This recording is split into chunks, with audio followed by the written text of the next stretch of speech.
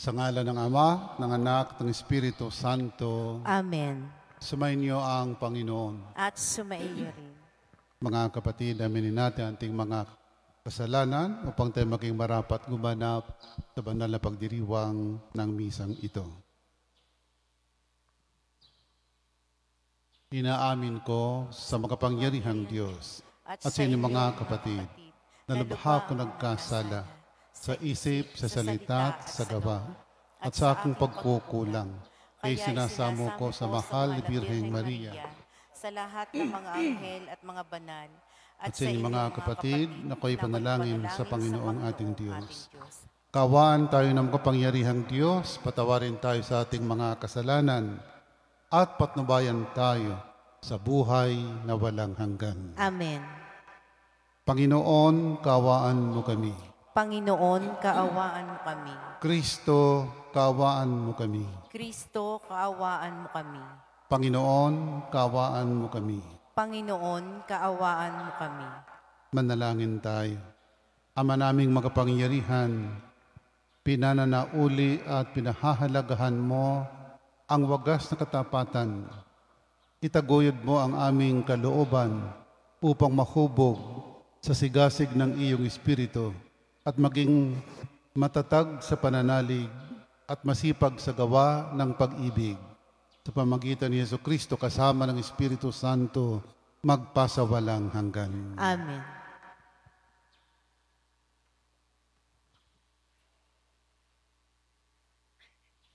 Pagbasa mula sa aklat ni Propeta Jeremias. Sinasabi ng Panginoon, parurusahan ko ang sinumang tumatalikod sa akin at nagtitiwala sa kanyang kapwa. Sa lakas na mga taong may hangganan ang buhay, ang katulad niya'y halamang tumubo sa ilang, sa lupang tigang at sa lupang maalat na walang ibang tumutubo. Walang mabuting mangyayari sa kanya, ngunit maligaya ang taong nananalig sa Panginoon. Pagpapalain ang umaasa sa kanya, ang katulad niyang halamang nakatanim sa tabi ng batisan, ang mga ugat ay patungo sa tubig. Hindi ito manganganib kahit dumating ang tag-init, sapagkat mamamalaging luntian ang mga dahon nito, kahit di umulan, ay wala itong aalalahanin. Patuloy pa rin itong mamumunga. Sino ang makauunawa sa puso ng tao? Itong mangdaraya at walang katulad, wala nang lunas ang kanyang kabulukan. Akong Panginoon ang sumisiyasat sa isip at sumusubok sa puso ng mga tao. Ginagantihan ko ang bawat isa ayon sa kanyang pamumuhay at ginagantimpalaan ayon sa kanyang ginagawa. Ang salita ng Diyos. Salamat sa Diyos. Salmong tugunan. Mapalad ang umaasa sa Panginoon tuwina. Mapalad ang umaasa sa Panginoon tuwina. Mapalad ang taong hindi naaakit niyong masasama upang sundan niya ang kanilang payot maling halimbawa. Hindi sumasama sa sinumang taong ang lagi adhikay, pagtawanan lamang at hamat-hamakin ang Diyos na dakila. Nagagalak siyang laging magsaliksik ng banal na aral. Ang utos ng poon siyang binubulay sa gabi at araw. Mapalad ang umaasa sa Panginoon tuwina. Ang katulad niya ay isang punong kahoy sa tabing batisan. Sariwa ang dahot, laging namumunga sa kapanahunan. At anumang gawin ay nakatitiyak na magtatagumpay. Mapalad ang umaasa sa Panginoon tuwina. Ngunit ibang-iba ang masamang tao. Ipa ang kawangis, siya'y natatangay at naipapadpad ng hanging umihip. Sa taong matuwid ay Panginoon siyang mag-iingat, ngunit kailanman ang mga masama ay mapapahamak. Mapalad ang umaasa sa Panginoon tuwina.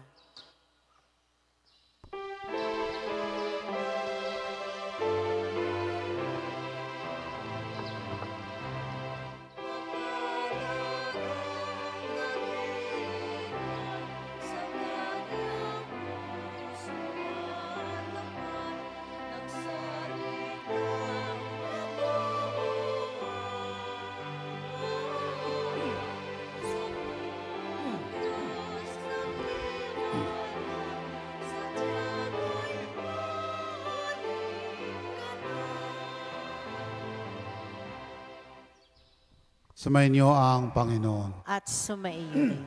Ang mabuting balita ng Panginoon ayon kay San Lucas. Papuri sa iyo, Panginoon.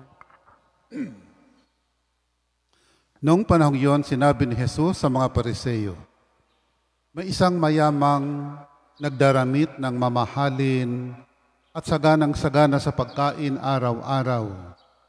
At may isa namang pulubing nagngangalang Lazaro, tadtad ng sugat, nakalupasay sa may pintuan ng mayaman upang mamulot kahit mumong nahuhulog mula sa hapag ng mayaman.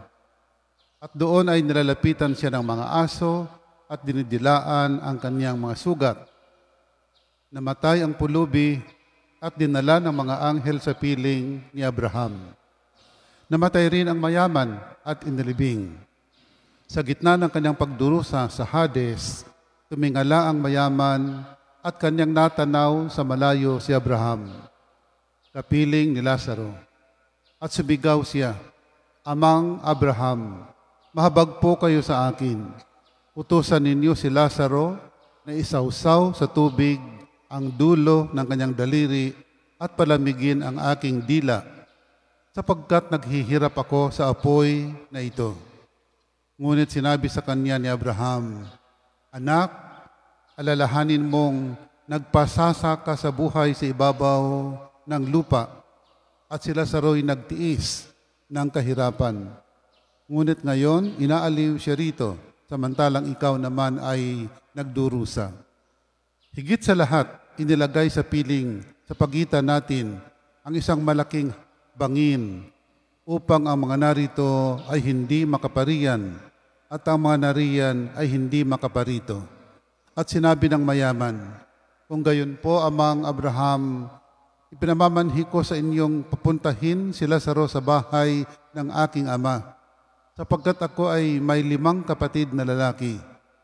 Paparoonin ninyo siya upang balaan sila at nang hindi sila humantong sa dakong ito ng pagdurusa. Ngunit sinabi sa kanya ni Abraham, nasa kanila ang mga sinulat ni Moises at ng mga propeta. Pakinggan nila ang mga iyon. Hindi po sapat ang mga iyon, tugon niya. Ngunit kung pumunta sa kanila ang isang patay na muling nabuhay, tatalikdan nila ang kanilang mga kasalanan. Sinabi sa kanya ni Abraham, kung ayaw nilang pakinggan ang mga sinulat ni Moises at ng mga propeta, hindi rin nila paniniwalaan kahit ang isang patay ay muling mabuhay. Ang mabuting balita ng Panginoon. Pinupuri ka namin, Panginoong Hesukristo. Magandang umaga po. Mukhang simple lang yung ating Ebanghilyong binasa, pero actually, malalim ang hugot. Una, kalimitan po nakafocus tayo doon sa mayamang namatay. O ba? Hindi sinasabi ni Abraham kung ano ang kanyang kasalanan, maliban sa pagpapasasa sa kayamanan. Hindi naman sinabi ni Abraham na si Lazaro, hindi mo nakita sa iyong pintuan, si Lazaro, hindi mo binibigyan. Walang sinabi si Abraham. Ang sinabi lang ni Abraham, nagpasasa ka sa kayamanan. Nagpasasa sa kayamanan. Pagkatapos, yung nakikita ng taong mayaman ay yung si Lazaro at hindi ang Diyos. Hindi si Jesus, kundi si Abraham. Ano po ang papel ni Abraham sa Ebanghilyong binasa natin? Bawat bagay na tinatanggap natin mula sa Diyos, lahat ng kaloob na binibigay ng Diyos sa atin, ay may kapalit mula sa atin. Kaloob mula sa Diyos, para sa atin may kapalit yon. Sapagkat bawat bigay ng Panginoon sa atin ay may karoong kaloob na tawag natin ay tipan, kasunduan. Si Abraham, tinawag ng Diyos, na may kasunduan. Pagpapalain ko ang iyong lahi, I will make you into the father of all nations, but with one condition, sumunod ka sa akin. Sumunod. Yun ang kasunduan. Sa lumang tipan, ito tinatawag natin the covenant. The covenant. Tipan, kasunduan. Pagpapalain kita, pero sumunod ka sa akin. Kaya si Abraham. So ang itinuturo ng Panginoon dito ay hindi lang yung si Lazaro in himself, kundi yung tungkulin ng taong mayaman na tumulong sa mahirap sapagkat siyang binigyan ng Diyos ng kayamanan. Sabi ng Panginoon Diyos, binigyan kita ng kayamanan, pero tumulong ka sa kapwa mo. Sapagkat sa atin pong sinatawag na theology ay yung lahat ng ating tinatanggap ay hindi tayo ang may-ari. Ang tawag sa atin ay steward, tagapangalaga lamang. Tagapangalaga lamang. Sapagkat kung may-ari ka ng lahat ng iyong may iyo ngayon, pag ika naman ay namatay, wala din. Kaya hindi mo pag-aarian habang buhay. Steward ka lang, pwede mong ipapasa sa mga anak mo, ipapasa mo sa mga nangangailangan, sa iyo nang ibinigay ng Diyos, ikaw ang may tungkulin, ang iyo namang tungkulin sa Diyos, ay ang pangalagaan ng ibinibigay sa iyo ayon sa kalooban ng Diyos. Iba sa isang parte ng Ebanghelyo, sabi ng isang mayaman, ibang mayaman ito, Panginoon, ano po ang gagawin ko para makapasok sa buhay na walang hanggan? Sabi ng Panginoon, alam mo ang mga batas. Sabi ng mayaman, nasunod ko na po lahat. Sabi ni Kristo, kung gayon, ibigay mo sa mahirap ang kayamanan mo at sumunod ka sa akin. Hindi nagawa ng mayaman sapagkat hindi niya kayang gawin. Ibig sabihin, ang ultimate goal talaga natin sa buhay, ang ultimate journey natin ay yung pagsunod sa Panginoon. Pagsunod sa Panginoon. Kung hindi man katulad nung sa mayamang sumunod kay Kristo, pagsunod sa mga tungkulin natin sa Panginoon ayon sa tipan ng ating pakipagkasundo sa Diyos. Meron po sa buhay natin, may tinatawag tayong unwritten rule, unwritten covenant. Hindi man sinasabi sa iyo ng Diyos na, hoy, ibibigay ko ito sa iyo, pero ito ibibigay mo doon. Wala namang nakasulat na ganyan. Pero mayroong unwritten covenant na kung ikaw ay binigyan ng Diyos, ibahagi mo sa iyong kapwa. At ito'y maibabahagi mo kung alam mo kung sinong babahagnan mo. Ang kasalanan talaga ng mayaman ay yung hindi niya alam na si Lazaro'y nasa kanyang pintuan. Sa kanyang pagpapasasa sa kanyang kayamanan, hindi niya alam na mayroong taong nangangailangan. O kung alam man niyang si Lazaro'y nandoon, ay hindi niya pinapansin. Ibinigay sa iyo ang kayamanan, hindi mo alam na mayroong mga tao palang mas nangangailangan. Nung isang araw, nung linggo yata, ang sabi ko sa homily ay, yung ibinibigay ng Diyos na labis na sa iyo, ay hindi na sa iyo yon. Ang ibinibigay ng Diyos na labis-labis na sa iyo, hindi na sa iyo yon. Yun ay sa may mga nangangailangan. Ibinibigay ng Diyos sa iyo upang ibigay doon, sapagkat ikaw ang pinili ng Diyos na maging tagapangalaga. Steward. Steward ka lang. Yan po sa moral, tinatawag po nating moral theology. No? Moral theology. Ang anumang iyong natatanggap na labis-labis na sa iyo, ay hindi na sa iyo, kundi ibinibigay ng Diyos sa iyo upang ipamahagi mo. Ang mayamang ito, binigyan ng Diyos ng labis-labis, hindi niya alam na mayroong isang taong nakalupasay sa kanyang pintuan. O kung alam man niya, hindi niya pinapansin. Yun ang ugat ng kasalanan ng taong ito. Yan ang sinabi ni Abraham, yung mga kasalanan, yun ang kasalanan. Sapagkat ang kasalanan, makita po natin, walang masamang ginawa walang masamang ginawa yung mayaman kay Lazaro. Walang masamang ginawa ang mayaman kay Lazaro. Pero wala siyang mabuting ginawa sa mayaman, kay Lazaro. Kaya sa ating katesismo, ang kasalanan ay dalawang uri. No? Una, sin by commission. Ang pangalawa ay sin by omission. Nagkakasala tayo sapagkat nakagawa tayo ng masama. Sa kabilang dako naman, nagkakasala pa rin tayo kahit wala tayong ginagawang masama, nagkakasala pa rin tayo sapagkat wala naman tayong ginagawang mabuti. So, dalawang bagay po yun. You commit sin by two means. One, dahil nakagawa ka talaga ng kasalanan. Pangalawa, sapagkat wala kang ginawang masama. Kaya sa buhay natin, it is not enough not to commit sin, not to do bad things.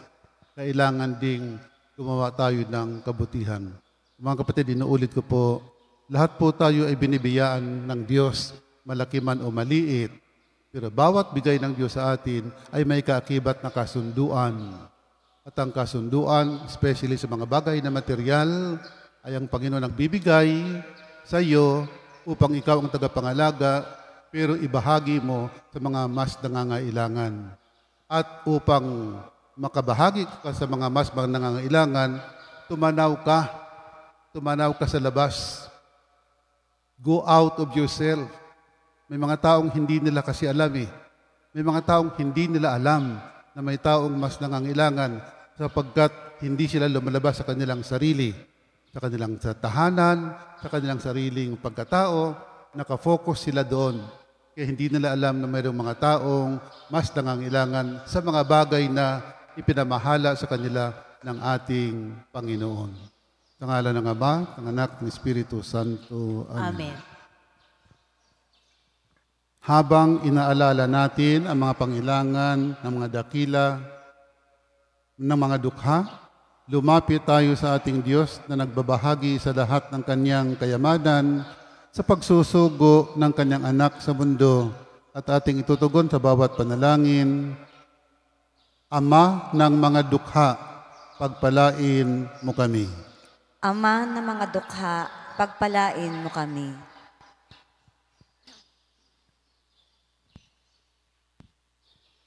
Ang simbahan, naway ipadama ang habag ni Kristo sa mga dukha na nagpupunyagi para sa isang higit na makatarungang lipunan. Manalangin tayo sa Panginoon. Ama ng mga dukha, pagpalain mo kami. Ang mga natutuksong maging alipin ng kayamanan at kapanatagang dulot ng mga material na bagay, naway makaunawa na nagmumula ang espiritual sa kahirapan sa pagtangging magbahagi sa kapwa. Manalangin tayo sa Panginoon. Ama ng mga dukha, pagpalain mo kami. Tayong lahat naway tumanggap ng biyayang magpakita ng awa at habag, pangunawa at pagiging bukas palad sa mga nangangailangan. Manalangin tayo sa Panginoon. Ama ng mga dukha, pagpalain mo kami. Ang mga may sakit, naway palakasin ng init at ng pagmamahal na presensya ng Panginoon. Manalangin tayo sa Panginoon. Ama ng mga dukha, pagpalain mo kami. Ang mga namayapa, naway makabahagi sa kaligayahan at kapayapaan ng kaharian ng Diyos. Manalangin tayo sa Panginoon. Ama ng mga dukha, pagpalain mo kami.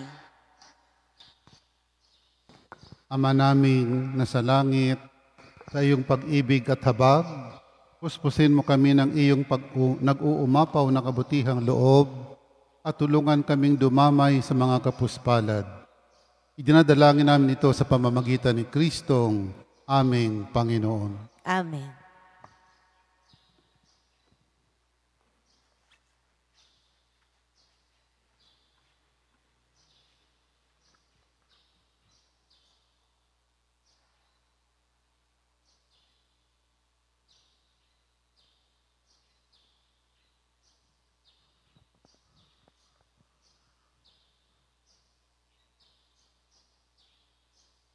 Kapuri-puri ka Diyos amang lumikha sa sanlibutan sa iyong kagandahang loob.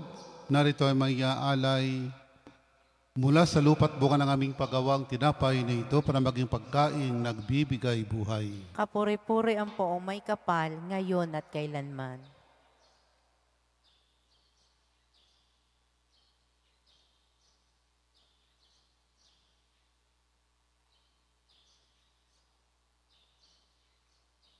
Kapuri-puri ka Diyos amang lumikha sa sanlibutan sa iyong kagandahang loob. Narito ay may alay mula sa katas ng ubas at bunga ng aming paggawa ang alak na ito para maging inuming nagbibigay ng iyong Espiritu. Kapuri-puri ang poong may kapal, ngayon at kailanman.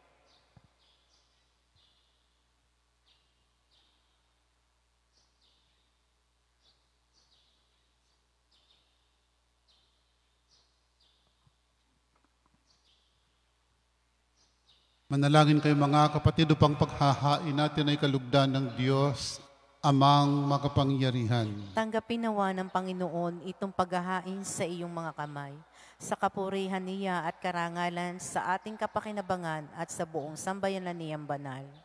Ama naming lumikha, pabanalin mo sa paghahain ngayon ang aming 40 araw na paghahanda para sa pagkabuhay, upang ang ginaganap namin ay maisaloob ng lubusan sa pamagitan ni Kristo kasama ng Espiritu Santo magpasawalang hanggan. Amen. Sumainyo ang Panginoon. At sumaiyo rin. Itaas sa Diyos ang inyong puso at diwa. Itinaas na namin sa Panginoon. Pasalamatan natin ang Panginoong ating Diyos. Marapat na siya ay pasalamatan. Ama naming makapangyarihan, tunay kang marapat kami aming pasalamatan sa pamamagitan ni Hesukristo na aming Panginoon. Sa pagbabakasakali mong kami bubuti, isinugo mo si Hesukristo upang pangunahan kami. Bilang pagsunod sa iyong atas na bigay, ipinahayag ng iyong anak ang iyong kalooban ng mga pitdukhay kanyang damayan.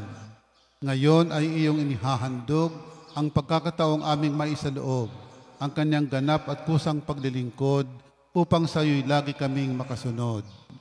Kaya kaisa ng mga anghel nagsisiawit ng papuri sa iyo, nang walang humpay sa kalangitan kami nagbubunyi sa iyong kadakilaan. Santo, Santo, Santong Panginoon Diyos ng mga hukbo, napupuno ang langit at lupa ng kadakilaan mo, o sana sa kaitaasan. Pinagpalaan na paririto sa ngalan ng Panginoon, o sana sa kaitaasan.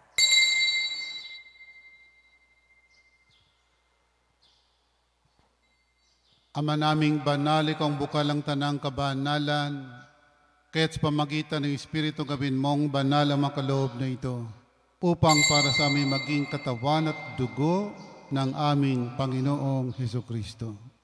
Bago niya pinagtiis ang kusang loob na maging handog, hinawakan niyang tinapay, pinasalamatan kanya, pinaghati-hati niya yon.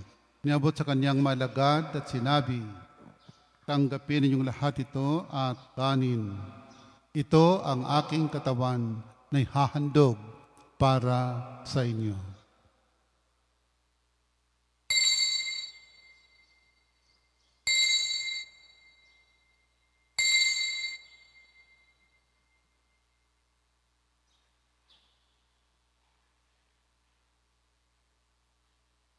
Gayon din naman nang matapos ang hapunan, hinawakan niyang kalis, muli kanyang pinasalamatan.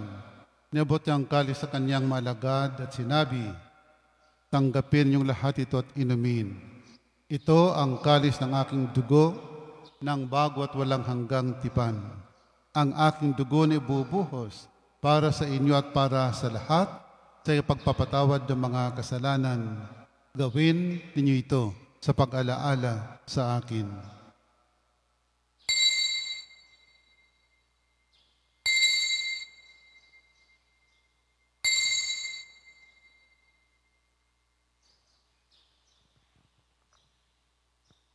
Ipagbunyi natin ang misteryo ng pananampalataya. Si Kristo ay namatay, si Kristo ay nabuhay, si Kristo ay babalik sa wakas ng panahon.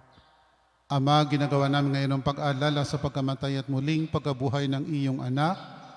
Kaya tiniaalay namin sa iyong tinapay na bibigay buhay at ang kalis na nagkakaloob ng kaligtasan. Kami nagpapasalamat dahil kami iyong minarapat at tumayo sa harap mo para maglingkod sa iyo. Isinasamo namin kaming magsasalo-salo sa katawan at dugo ni Kristo'y mabuklod sa pagkakaisa sa pamamagitan ng Espiritu Santo. Ama, lingapin mo yung simbahang laganap sa buong daigdig. Puspusin mo kami sa pag-ibig. Kaysa ni Francisco naming Papa, ni Gilbert na aming obispo at ng Tanang Kaparian. Alalahan mga kapatid naming nahimlay na may pag-asang sila'y muling mabubuhay, gayon din ang lahat ng mga pumanaw. Kawan mo sila at patuloyin sa iyong kaliwanagan.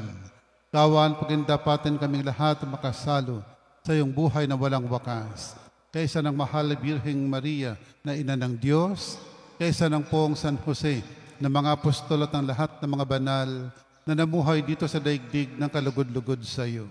May pagdiwang nawa namin ng pagpupuri si kararangal mo sa pamamagitan ng iyong anak na aming Panginoong Hesukristo.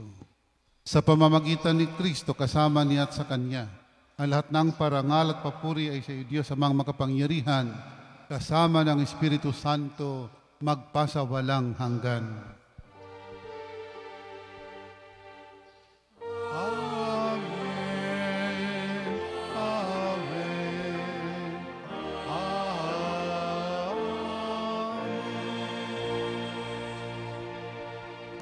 Sa tagubilin na kagagaling na utos sa turo ni Jesus na Panginoon natin at Diyos, awitin natin ang Ama namin. Ama namin, sumasalangit ka, sambahin ang ngalan mo, mapasa amin ang kaharian mo, sundin ang loob mo dito sa lupa para nang sa langit. Bigyan mo kami ngayon ang aming kakanin sa araw-araw. At patawarin mo kami sa aming mga sala para ng pagpapatawad namin sa nagkakasala sa amin. At huwag mo kaming ipahintulot sa tukso, at iadya mo kami sa lahat ng masama.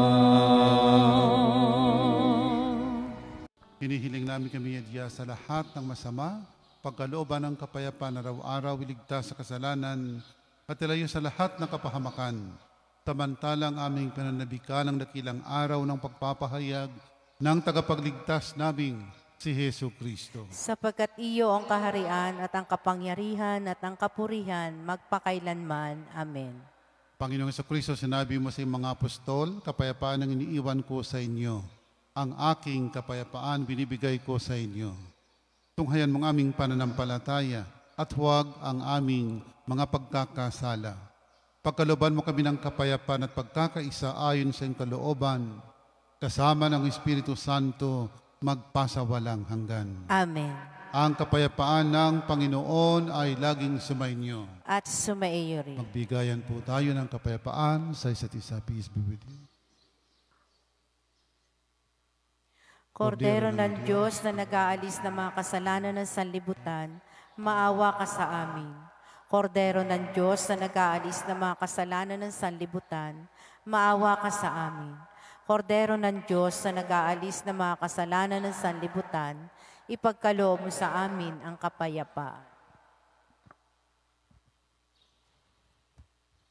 Mga kapatid, narito si Kristo, ang Kordero ng Diyos, na nag-aalis ng mga kasalanan ng sanlibutan.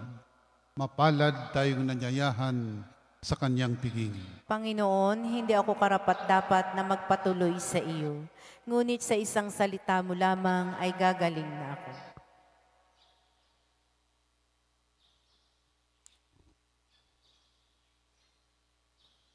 Ang katawan ni Kristo. Amen.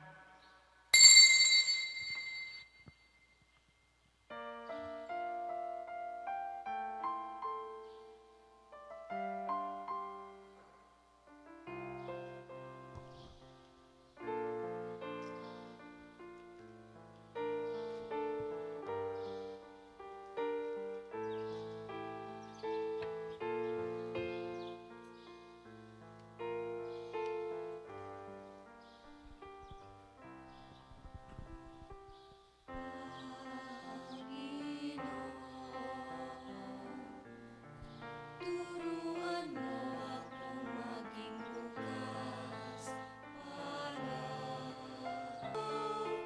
nang magbigay ng ngayon sa nararapat na walang hinihintay mula sa'yo.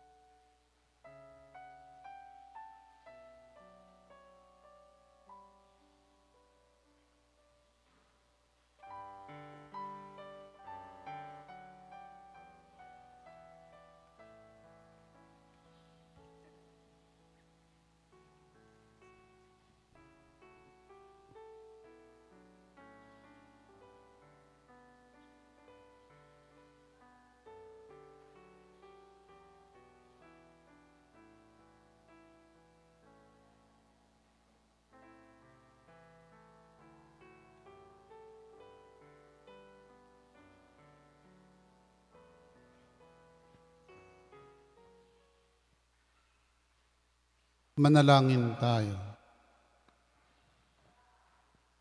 Ama naming mapagmahal, ang pinapakinabang naming paghahain ay mamalagi nawa sa aming gawain at magpatibay sa mga ginaganap namin. Sa pamamagitan ni Jesucristo kasama ng Espiritu Santo, magpasawalang hanggan. Amen. Sumayin niyo ang Panginoon. At sumaiyo rin. Pagpalain ka ng makapangyarihang Diyos, Ama, Anak, at Espiritu Santo. Amen. Tapos na po ang ating pagdiriwang. Humayo kayong mapayapa upang ang Panginoon ay mahalin at paglingkuran. Salamat sa Diyos.